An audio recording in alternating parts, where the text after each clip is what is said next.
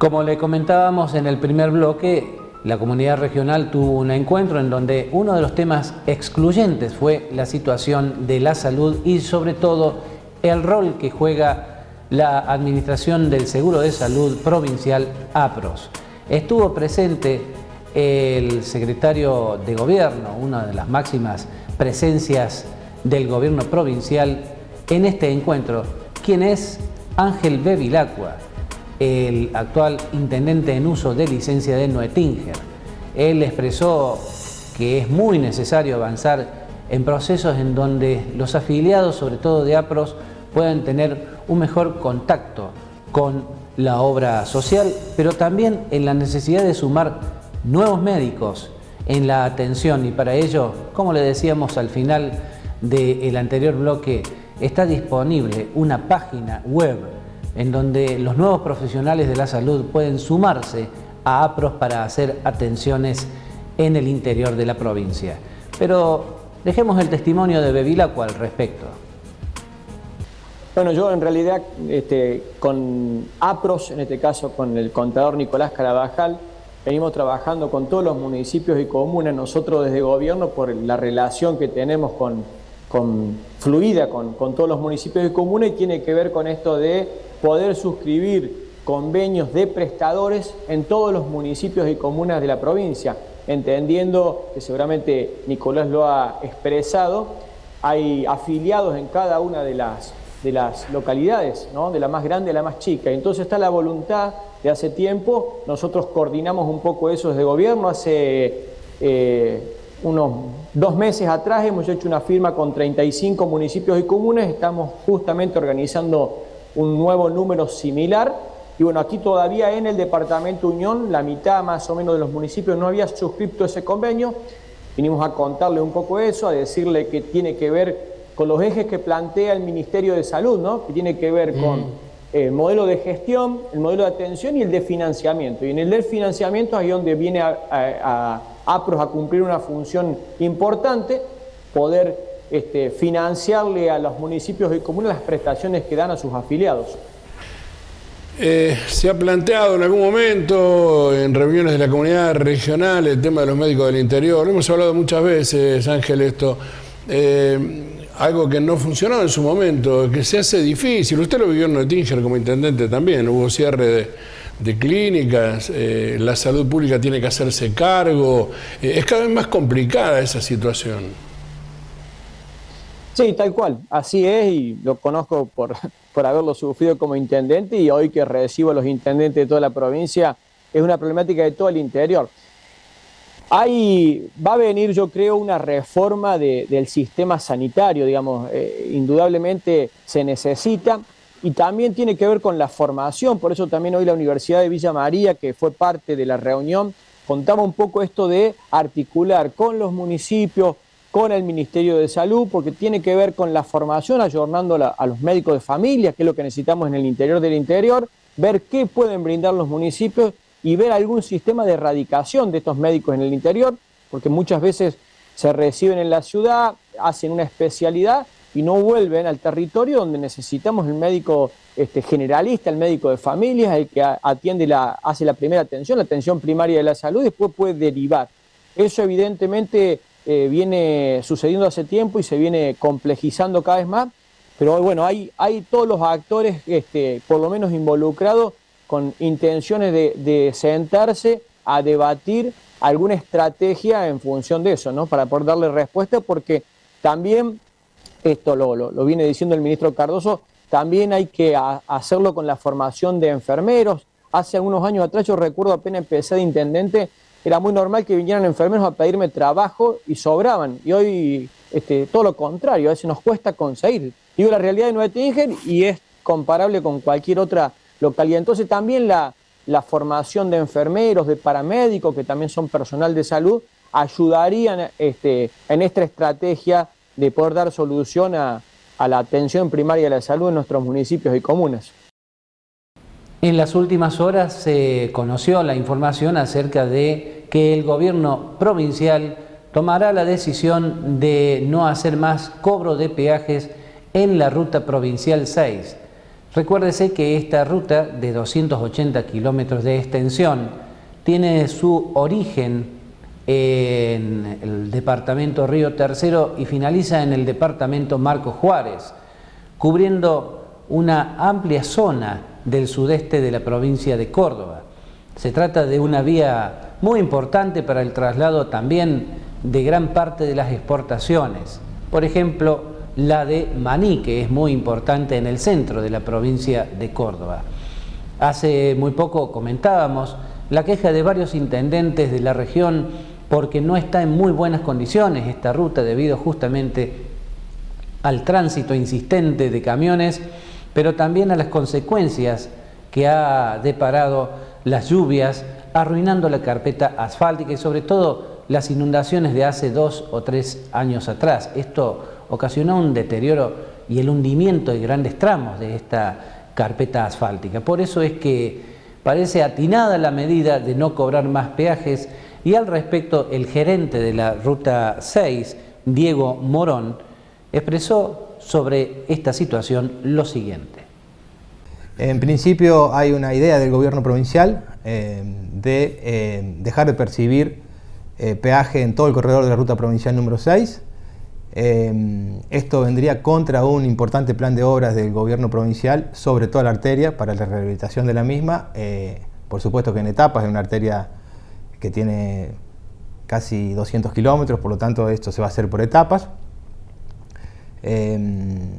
No hay todavía una decisión final del gobierno provincial, sino que se está avanzando en esta dirección, pero la decisión final todavía del gobierno provincial no está tomada. Sí, en el caso de que la provincia tome esta decisión en el corto plazo, se va a dar cobertura y se va a dar contención a la totalidad de los empleados de la ruta provincial número 6, con distintas medidas con un paquete también de medidas para ellos, para que no queden sin una fuente laboral. La idea del gobierno provincial es dejar de percibir tarifas sobre todo el corredor, anunciar un paquete de obras sobre el corredor para mejorar todo el corredor de la ruta provincial número 6 y por otro lado darle contención con reubicación a los empleados con los cuales cuenta el ente Ruta 6. Doctor, ¿por qué el gobierno busca este cambio? ¿Por qué sacar las cabinas de peaje? ¿No está conforme cómo trabaja el ente? A ver, en la ecuación económica que se hace desde el gobierno provincial, se necesita hoy para rehabilitar la ruta provincial número 6 una inversión muy importante que supera ampliamente las posibilidades que tiene el ente Ruta 6 de recaudación, con lo cual para poder el gobierno provincial encarar este paquete de obras que es muy grande, necesita no tener una concesión para poder licitar vialidad provincial, una cuestión técnica, sin concesión, con lo cual es necesario que no se cobre tarifa para que el gobierno provincial pueda llevar adelante una licitación importante y traiga este paquete de obras a la ruta provincial número 6. Bueno, por allí el rumor era que el gobierno entendía que si se cobraba peaje el ente tendría que reparar la ruta y desde el ente dicen, bueno, no nos alcanzan los fondos, no, las obras viales son muy caras. Claro, esto obviamente que siempre fue así, fue consensuado con el gobierno provincial. La recaudación que tiene el peaje de la ruta 6 en función de la cantidad de vehículos que pasas no alcanza para realizar tareas de rehabilitación de la totalidad de la ruta, sí para tareas de mantención y de reparación de pequeños tramos, pero es imposible para el peaje de la ruta 6 y casi para cualquier peaje llevar adelante tareas de rehabilitación integral de trazas. Es por eso que el gobierno provincial lo debe hacer a través de fondos de la Dirección Provincial de Vialidad con licitaciones provinciales y también es claro que si va a haber fondos del gobierno provincial para las licitaciones, no es posible tampoco por otro lado cobrarle al usuario de la vía. Por eso ahí hay una contraposición que hace que el gobierno esté pensando y esté evaluando en estos momentos levantar el cobro de tarifas en toda la ruta provincial número 6 y venir con este paquete de obras. El levantamiento del cobro de peajes en la ruta provincial 6 implica la generación de una problemática aparte, cuál es la posible pérdida de fuentes de trabajo, ya que hay muchísimas personas involucradas en esta tarea. Al respecto, Diego Morón, el actual gerente del ente Ruta 6, explicaba de que podrían reubicarse estas personas. Los empleados que debemos reubicar son 50 empleados, en el caso de que esto se concrete, por eso repito, hay una firme, estamos avanzando en ese tema, pero todavía no está tomada la decisión por el gobierno provincial. En el caso de que la decisión se tome, se deberían reubicar a 50 empleados, o indemnizar a aquellos que tengan intención de continuar por otro lado. El gremio dice que ayer se le comunicó que ya la medida está tomada. No se nos comunicó, nosotros ayer estuvimos reunidos con el director de Vialidad, Martín Gutiérrez. La decisión del gobierno provincial se está evaluando, nos dijeron a nosotros que se está yendo en esta dirección, no está confirmada, pero sí que vayamos tomando algunos recaudos. Pero todavía no tenemos la decisión oficial de que se van a levantar el cobro de tarifa. ¿Esto es sorpresivo, doctor?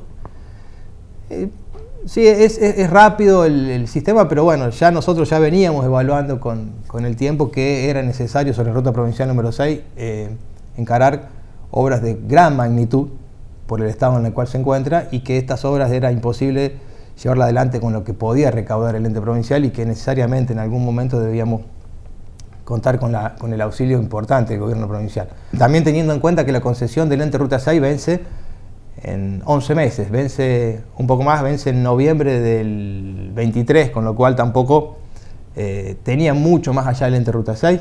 La decisión el gobierno la toma ahora, y bueno, en el caso de que se concrete no sería solamente una decisión de levantar barreras, sino vendría un paquete de obras para Ruta 6. El panorama regional se ha trasladado a la localidad de Idiazábal, en donde estuvimos hablando con Fernando Russo, quien actualmente es gerente en esa localidad de Ortega Hermanos, una reconocida cerealera de la región, y nos explicaba algunos detalles de la campaña presente en materia de cereales, en particular el trigo, y las perspectivas que hay para fin de año. Un año particular, climáticamente, hasta el momento sigue siendo muy seco, venimos de 2 años niña y arrancamos una tercera campaña que por el momento muchos climatólogos hablan de que va a ser un año neutro, pero por el momento las lluvias no aparecieron en esta zona, con lo cual ya arrancamos un año con menos cantidad de hectáreas sembradas de trigo.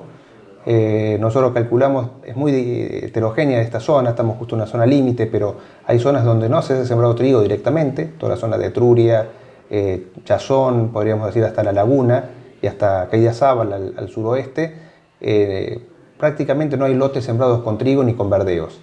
Ya yéndonos más hacia el norte y más al este, empieza a incrementarse el porcentaje, pero porcentajes muy por debajo de lo normal. Estamos pensando que si hacemos un promedio de toda esta gran zona, que es una zona donde normalmente se siembra un 30-32% del área con trigo, este año no creo que lleguemos a un 15%, con lo cual estaríamos en una caída de un 50% del área que se esperaba sembrar, principalmente por los precios muy buenos que había de trigo al momento de la siembra.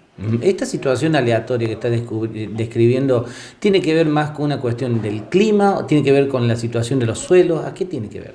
No, principalmente porque no se hicieron las acumulaciones de humedad.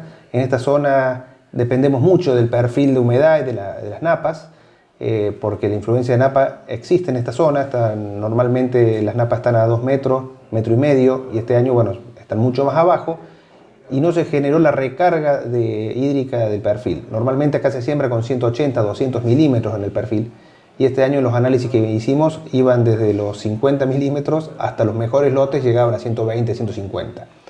Es decir, muchos sembraron esperando que haya algunas lluvias desde mayo, junio hasta septiembre, que es más o menos el periodo donde el trigo va creciendo despacio. Pero bueno, hasta el día de hoy no han ocurrido. Y eso hizo que muchos productores esperaran una lluvia para sembrar y esa lluvia no llegó nunca. Entonces, bueno, va a cambiar muchísimo. Va a ser un año en que ya estamos viendo que va a ser un año de mucha siembra de maíz, y a lo mejor también va a incrementarse un poquito el área de soja de primera al no sembrarse el trigo calculado, ¿no? ¿Cómo impacta esto en una empresa, bueno, que se dedica justamente al negocio del cereal? Bueno, sí, seguramente va a haber un cambio muy grande. Mucho menos movimiento en diciembre, que va a ser donde es la cosecha del trigo, por supuesto. Va a haber un movimiento mayor de fertilizante, que ese es un tema difícil porque al sembrarse más maíz se va siempre que llueva temprano, ¿no es cierto? Que esa es otra cuestión que estamos pensando. Si no llega a llover ahora en septiembre, octubre, unas lluvias importantes, mucho maíz se va a pasar a siembras tardías, con lo cual hay que ver si la decisión va a seguir siendo sembrar tanto maíz. Por eso es un año muy complejo que hay que irlo pensando todo el tiempo. Nosotros estamos muy en contacto con el productor y el productor también tiene esa incertidumbre de si va a hacer tanto maíz o no. Lo vemos en la semilla de maíz, ya hay muy poco disponibilidad por esta cuestión, y todavía quedan muchos productores que no han decidido la compra de la semilla. Entonces, cuando llegue el momento hay que ver si va a alcanzar la semilla disponible en el mercado. Seguramente esto, si no se consigue, irán a soja.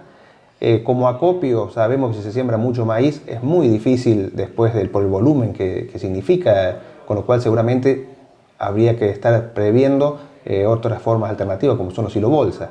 Este año va a ser un año, calculo, de mucha utilización de silo-bolsa si se siembra esa cantidad de maíz que pensamos. La guerra que existe actualmente en Europa entre Ucrania y Rusia ha ocasionado de que suban mucho las cotizaciones de los elementos relacionados a la siembra y al mantenimiento de los cultivos en distintas regiones del mundo. Por ejemplo, el costo de los fertilizantes o inclusive la falta de existencia de fertilizantes debido a que no se producen en su origen en mayor parte en Europa. Esto es una de las problemáticas que tiene el hombre del campo, según Fernando Russo, el actual gerente de Ortega Hermanos. El año pasado fue un año difícil, pero que empezó a ponerse complicado en junio, julio, empezó a haber faltante de algunos insumos. Este año ya arrancamos desde febrero, marzo con esos problemas.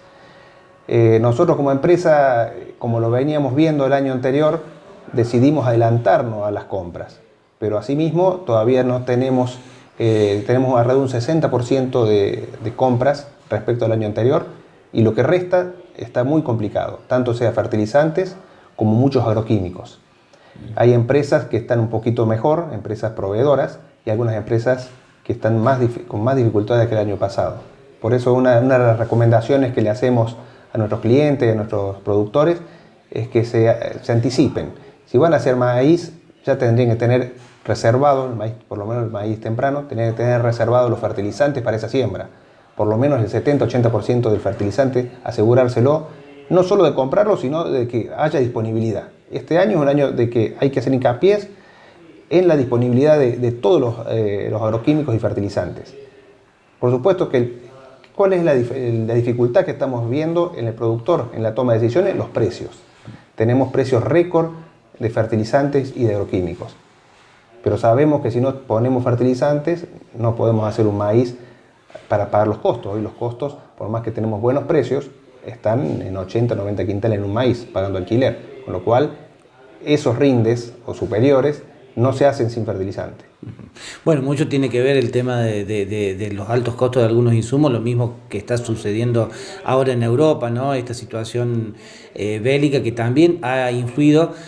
Algunos sectores señalan que esto que sucede precisamente en Europa debería supuestamente generar mejores dividendos para los sectores del agro ubicados, por ejemplo, en América Latina. ¿Esto es real? ¿Esto es política ficción? ¿Esto es falso? ¿O cómo lo ven? Se vieron varias cuestiones. Por supuesto que cuando ocurrió la guerra y el cierre de la exportación de granos de estos lugares, produjo rápidamente un incremento de precios, por ejemplo, de girasol. En esta zona no se hace mucho girasol, pero la verdad que se multiplicó por 3 su valor. Lo vimos ya el año pasado y este año que en poquito tiempo se terminó toda la semilla de girasol. Pero también sabemos que en esa zona son los productores de fósforo y también de urea, que se multiplicaron también por 3. Es decir, yo lo que noto es, si nos tenemos buenos rindes, muy buenos rindes, es muy beneficioso para el campo. Pero si llegamos a tener otro año niña y no podemos cubrir los costos, es hasta peor. Nosotros hemos visto que este año, por más que muchos dicen fue un año de muy buenos precios, pero hacía rato que no se veía productores que van a tener que refinanciar sus deudas porque no llegaron a cubrir esos niveles de rinde altos. Porque al tener tan altos costos de insumos, porque debido también a la guerra, se levantaron los niveles de costos y al no llegar a cubrirlos, vemos que el productor está con problemas financieros. No todos, ¿no es cierto? Son porcentajes de zonas donde no recibieron las lluvias necesarias para llegar a los rindes de indiferencia. Bien. En el marco del crecimiento de una importante empresa cerealera como es Ortega Hermanos, en Ordóñez recientemente se ha habilitado un nuevo espacio destinado a los agroquímicos. Fernando Russo, gerente del área en Idiazábal, nos explicaba que esto significará también abarcar normas de seguridad y un nuevo servicio a los productores de la región. Al respecto, esto nos decía. Ordóñez es una sucursal de las primeras que tuvo la empresa, en la cual se ha invertido en este último tiempo en 2 silos muy grandes y aparte en un galpón nuevo de agroquímico con todos los sistemas de seguridad, que eso es lo que nos interesa como empresa, estar alineado con todas las normativas vigentes. Entonces contamos con un sistema de un galpón nuevo de agroquímicos con todas estas normativas para poder atender mejor a todos los clientes de esa zona. Siempre tratando de generar el beneficio para los productores, ¿no? Siempre una respuesta. Siempre. Es algo que muchos productores de aquella zona les incomodaba venir hasta Idiazábal, por más que estamos cerca. Hoy en día las necesidades, cuando tenemos un problema, un ataque de insectos o alguna maleza particular, necesitan el producto en el momento. Y bueno, hoy tenemos 2 vehículos también para distribuir a campo y ese galpón de agroquímicos en esa localidad nos permite llegar en el día a los distintos predios. Nueva pausa en el panorama regional. Luego de estos mensajes, más información.